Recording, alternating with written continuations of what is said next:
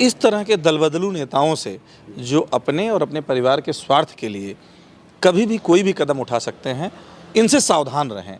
वो चाहे किसी भी दल में हों, जो इस तरह की विचारधारा रखते हैं कि मंत्री पद के लिए कभी यहाँ चले जाओ, कभी वहाँ चले जाओ, या लाइमलाइट में बने रहने के लिए किसी के ऊपर जातिगत टिप्पणी कर देना, किसी के ऊपर धार्मिक टिप्पणी कर देना, या किसी जाति विशेष को गाली दे देना, इस तरह के नेताओं से आप दूर रहिए, क्योंकि ये सिर्फ और सिर्फ समाज की एक कमज़ोर कड़ी है और समाज को कमज़ोर करने का निरंतर प्रयास करते हैं। पार्टी होती है तो उसमें एक आदमी रंगनाथ टाइप का होता है, वो सिर्फ माहौल बनाने का काम करता है कि कुछ भी हो तालियां मेरे ऊपर ही बजे। ये खुद को लाइमलाइट में रखने के लिए किसी के बारे में कुछ भी बोल सकते हैं, चाहे वो स्वयं के बाप के बारे में भी बोलना पड़ा तो वो चूकेंगे नहीं। इस मौजूदा सरकार जिसने पूरी जनता को मुद्दा विहीन कर दिया है, मुद्दे से मूल मुद्दे से भटका के धर्म करम, हिंदू मुस्लिम, राशन और भारत पाकिस्तान, इजराइल, इन सब चीज़ों पे लाके खड़ा कर दिया है। माननीय प्रधानमंत्री जी ने बोला था कि 2022 तक पूरे हिंदुस्तान में एक भी कच्चा मकान नहीं रहेगा, सबके पक्के घर हो जाएंगे,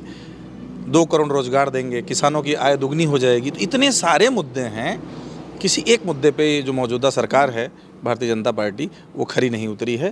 क्योंकि भाजपा की तरह हमारे यहाँ प्रत्याशी पैराशूट से तो आता नहीं है कि दिल्ली से उठा के यहाँ लड़ा दिया, क्योंकि उनके यहाँ एक विचारधारा है कि हमारी पार्टी चुनाव लड़ती है, हम जिसको सड़क से, रोड से उठा के किसी भी व्यक्ति को लड़ा देंगे वो चुनाव जीत जाएगा।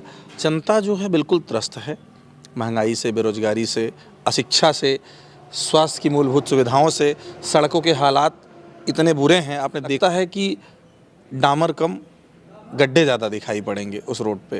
प्रदेश की बात कर रहा हूँ, गड्ढा मुक्त प्रदेश की बात हमारे मुख्यमंत्री जी ने की थी, लेकिन वह सपना कहाँ चला गया इसके बारे में कोई बात करने को तैयार नहीं है। जो मौजूदा सरकार है केंद्र में, उनकी पॉलिसी रही है हमेशा से, जहाँ उनके विधायक और सांसद होते हैं वहाँ पे उनकी एक विशेष नज़र होती है, जहाँ उनके विधायक सांसद नहीं होते हैं उसको हेय की दृष्टि से देखते हैं। ये हमसे एक बहुत बड़ी भूल हुई 2019 में कि हमने 2014 में जिस पार्टी के एक भी सांसद नहीं थे उसको जीवित करने का हमने काम किया, जिनका कोई विज़न नहीं था, कोई कर्तव्य नहीं था, कोई मोटो नहीं था।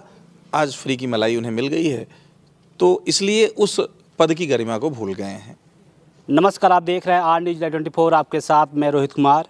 इस हमारी मौजूदगी उत्तर प्रदेश के जौनपुर ज़िले में है, जो कि लोकसभा का चुनाव नज़दीक आ रहा है। इसी संदर्भ में हम बातचीत करने के लिए, जो कि समाजवादी पार्टी से सदर लोकसभा से तैयारी कर रहे हैं, पंकज मिश्रा जी, इनसे खास बातचीत करेंगे और जानने का प्रयास करेंगे कि लोकसभा की जो तैयारी कर रहे हैं, चुनाव भी लड़ने वाले हैं समाजवादी पार्टी से, और बातचीत करेंगे और जानने का प्रयास करेंगे क्या मुद्दा रहेगा इनका चुनावी। सर, बहुत बहुत स्वागत हमारे चैनल में। बहुत बहुत धन्यवाद, और आप सभी लोगों का बहुत बहुत स्वागत है। जो आपने सर, लोकसभा का जो चुनाव नज़दीक आ रहा है, अभी फिलहाल जो कि मध्य प्रदेश में चुनाव हुआ, और आप भी जो है सदर से जो है तैयारी कर रहे हैं लोकसभा से, क्या रहेगा आपका चुनावी मुद्दा? देखिए, अगर सबसे पहले तो बहुत ही अहम पत्रकारिता जगत में अक्सर मैंने देखा है कि मूल सवाल पीछे छोड़ जाते हैं, लेकिन आपने बहुत अच्छे मुद्दे की बात की। सबसे पहले तो आपका बहुत बहुत धन्यवाद, आपका और आपके चैनल का, आपके सभी सहयोगियों का, और आपके माध्यम से जितने भी तमाम दर्शक देखेंगे इस कार्यक्रम को, इस प्रसारण को, सभी लोगों का बहुत बहुत धन्यवाद। आपने पूछा कि चुनाव में क्या मुद्दे रहेंगे। मैं आपको सिर्फ 2 लाइन में इतना बोलना चाहूँगा, इस मौजूदा सरकार जिसने पूरी जनता को मुद्दा विहीन कर दिया है, मुद्दे से, मूल मुद्दे से भटका के धर्म करम, हिंदू मुस्लिम, राशन और भारत पाकिस्तान, इजराइल, इन सब चीज़ों पे लाके खड़ा कर दिया है, तो यहाँ मुद्दा ढूंढने की ज़रूरत ही नहीं है। हमारे आपके समाज में आज भी असमानता, अशिक्षा, बेरोजगारी, हेल्थ की समस्याएं हैं, मूलभूत सुविधाओं से लोग वंचित हैं।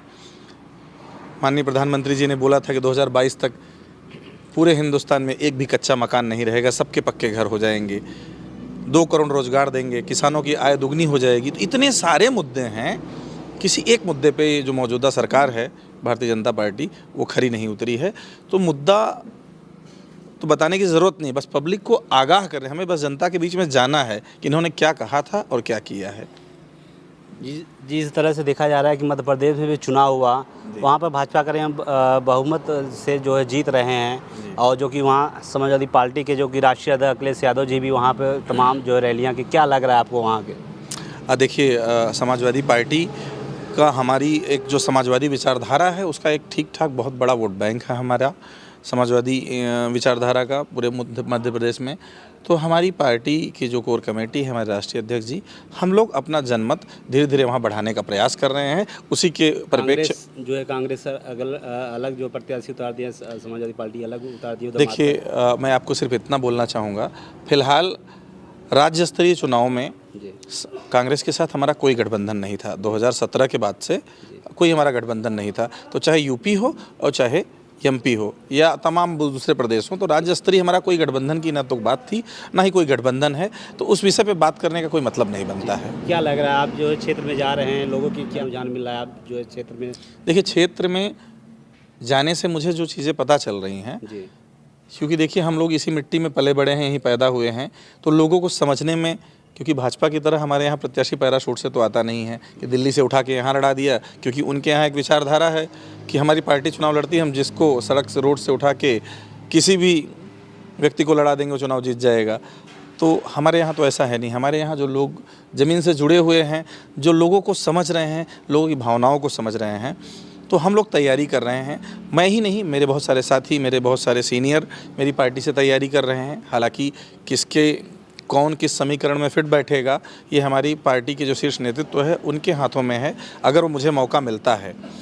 और जो मैं जाके देख रहा हूँ, जनता जो है बिल्कुल त्रस्त है, महंगाई से, बेरोजगारी से, अशिक्षा से, स्वास्थ्य की मूलभूत सुविधाओं से। सड़कों के हालात इतने बुरे हैं, आपने देखा होगा। आप बक्सा से जो रास्ता आता है जौनपुर सदर, जो मल्हनी विधानसभा में, आप देखेंगे, मुझे लगता है कि डामर कम गड्ढे ज़्यादा दिखाई पड़ेंगे उस रोड पे। तो ऐसी तमाम बहुत सारी रोडें हैं। पूरी लोकसभा की बात कर रहा हूँ, पूरे प्रदेश की बात कर रहा हूँ। गड्ढा मुक्त प्रदेश की बात हमारे मुख्यमंत्री जी ने की थी, लेकिन वह सपना कहाँ चला गया इसके बारे में कोई बात करने को तैयार नहीं है। तो बस लोगों को आगाह करने की ज़रूरत है। पब्लिक एकदम त्रस्त है, वो चाहती है कि कोई ऐसा खड़ा हो जो इन्हें पटकनी दे सके। आपके ही गठबंधन से यहाँ जो है कि अभी सांसद हैं श्याम सिंह जो है जी, तो क्या गड्ढे आखिर मुक्त न होने कारण क्या रहेगा? देखिए, उसमें दो तरह की बातें हैं। एक तो सबसे पहले जो मौजूदा सरकार है केंद्र में, उनकी पॉलिसी रही है हमेशा से, जहां उनके विधायक और सांसद होते हैं वहां पे उनकी एक विशेष नज़र होती है, जहां उनके विधायक सांसद नहीं होते हैं उसको हेय की दृष्टि से देखते हैं। तो सबसे बड़ा इसका कारण तो पहला ये है। दूसरा, हमारा गठबंधन सपोर्ट ज़रूर था, लेकिन चूंकि जो सांसद जी हैं वो बहुजन समाजवादी पार्टी के हैं, हमारे राष्ट्रीय नेतृत्व ने भी कहा था कि निश्चित ही हमसे एक बहुत बड़ी भूल हुई 2019 में कि हमने 2014 में जिस पार्टी के एक भी सांसद नहीं थे उसको जीवित करने का हमने काम किया, जिनका कोई विज़न नहीं था, कोई कर्तव्य नहीं था, कोई मोटो नहीं था। आज फ्री की मलाई उन्हें मिल गई है, तो इसलिए उस पद की गरिमा को भूल गए हैं। तो क्या आप जिस क्षेत्र में जाते होंगे तमाम समस्याएं जो मिलती होगी, कि सबसे ज़्यादा समस्या क्या है इसमें सदर की? देखिए, मैं बात सिर्फ सदर की नहीं कर रहा हूँ, पूरे सदर लोकसभा की। मैं सिर्फ सदर की बात नहीं करूँगा। देखिए, मैं अगर चुन के, मेरी पार्टी मुझे मौका देती है और अगर मैं चुन के जाता हूँ, तो सबसे पहले मेरे पूरे लोकसभा, पूरे जौनपुर ज़िले की, या जितने लोग मुझे जानते हैं, जहाँ तक मेरी आवाज़ पहुँचती है, सबकी आवाज़ मेरी आवाज़ के रूप में सदन में गूंजेगी।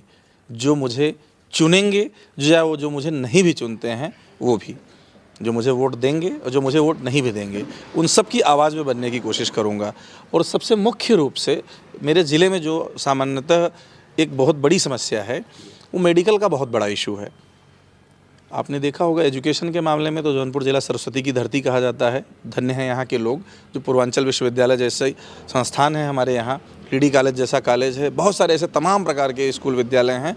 आसपास के ज़िलों में इलाहाबाद, बनारस और गोरखपुर अगर आप छोड़ दें तो यूनिवर्सिटीज़ नहीं मिलेंगी, लेकिन हमारे ज़िले में यूनिवर्सिटी भी है। तो मैं अपने पूर्वजों को, हमारे पीछे जो नेता रहे, उनको बहुत बहुत धन्यवाद देता हूँ। उन्होंने, उनके इतने अद्भुत प्रयास से यहाँ यूनिवर्सिटी है।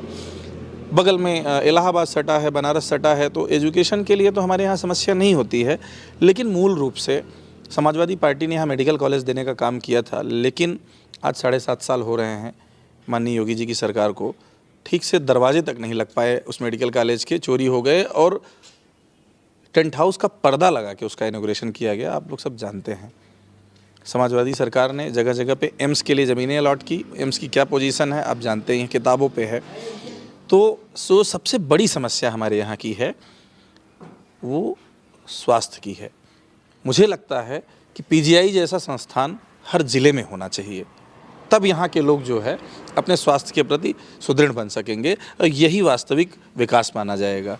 तो समाजवादी पार्टी की सरकार बनती है या मैं सांसद बनता हूँ, तो मेरी कोशिश यही रहेगी कि मेरे ज़िले में स्वास्थ्य की जो सुविधा है, बुनियादी ढांचा है जो स्वास्थ्य का, वो बहुत मजबूत बने, ताकि चाहे अमीर के घर में पलने वाला बच्चा हो या गरीब के घर में पलने वाला बच्चा हो, उसे कम से कम स्वास्थ्य का समानता के साथ अधिकार मिल सके। सदर लोकसभा के क्षेत्रवासियों के क्या संदेश देना चाहते हैं हमारे चैनल के माध्यम से? देखिए, मैं पहले भी बोल चुका हूँ, सदर लोकसभा के तमाम जनमानस, सभी जनता जनार्दन से मेरा हाथ जोड़ के निवेदन है कि सबसे पहले तो अभी तो मैं चुनाव नहीं लड़ रहा हूँ, मैं तैयारी कर रहा हूँ, मेरी पार्टी चुनाव लड़ेगी या मुझे लड़ाएगी। आप लोगों से एक ही अपील है, 5 किलो राशन, धर्म, जात पात, अगड़ा पिछड़ा, संप्रदाय, पंथ, इन सब से उठ के संविधान के मद्देनज़र अपना वोट दीजिए।